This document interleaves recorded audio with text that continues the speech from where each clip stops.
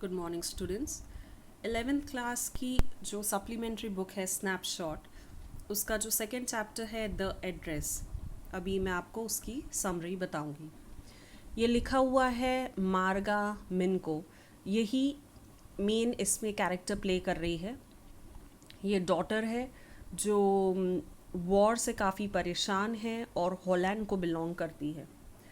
ये विक्टिम थी वॉर की, और जैसे ही वॉर हो जाती है उसके बाद वो जाती है वहाँ पर जहाँ पर इसकी माँ रहती थी। इसकी माँ ने अपना सामान एक इनकी बहुत ही पहचान वाली औरत को दे के रखा था, जिससे उनने कहा था कि कभी भी ऐसा होता है कि आप उनके यहाँ जाएंगे तो उनसे वो सामान आप वापस ले सकते हैं। ये चीज़ जानने के बाद उसने एड्रेस लिया। अपने माँ के सामान में से जो एड्रेस उसे मिला था वो एड्रेस लिया। वो एड्रेस था नंबर 46 मार्कोनी स्ट्रीट। वहाँ से जो पोएट, जो राइटर है, वो वहाँ से गई, और वो जो औरत का नाम था मिसेस डार्लिंग, डॉर्लिंग करके उनका नाम था।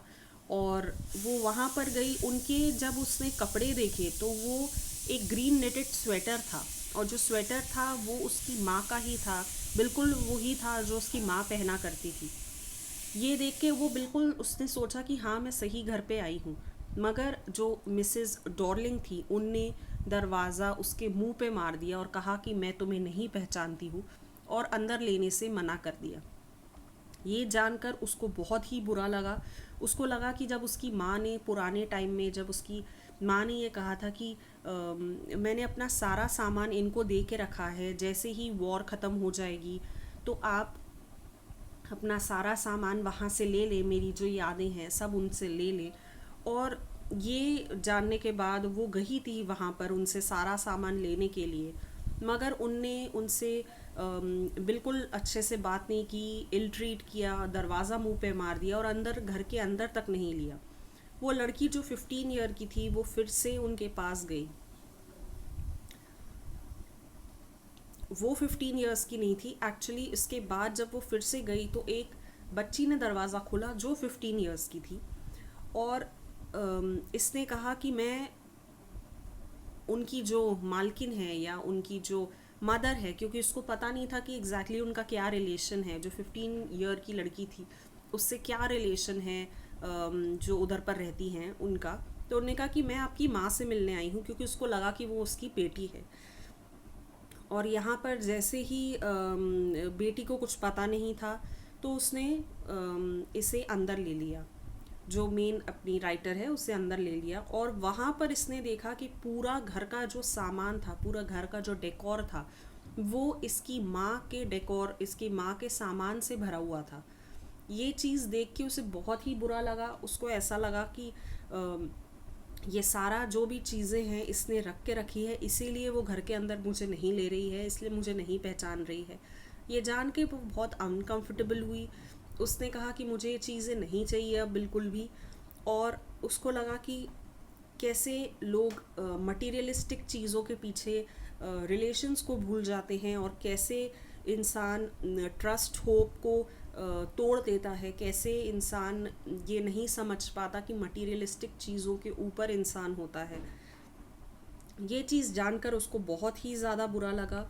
और जो मेन अपनी राइटर है मार्गा, उसकी मॉम की डेथ हो गई थी वॉर से, और ये भी काफ़ी परेशान थी वॉर के बाद, क्योंकि वॉर के बाद काफ़ी ऐसा जो वॉर में उधर पर रहते हैं लोग, प्लस जहाँ पर जिस एरिया में होती है वहाँ के लोग काफ़ी ज़्यादा फिज़िकल मेंटल टॉर्चर से गुज़रते हैं और काफ़ी ज़्यादा परेशान होते हैं। ये क्योंकि इस बात से गुज़र चुकी थी, इसकी माँ की डेथ हो गई थी और ये अपनी माँ का सारा सामान लेने गई थी, जो एक औरत थी उनके पास, जो इनकी बहुत ही पहचान वाली थी। क्योंकि ये पहले छोटी होगी इसलिए ये मिसेस डॉर्लिंग इसे पहचानती नहीं है।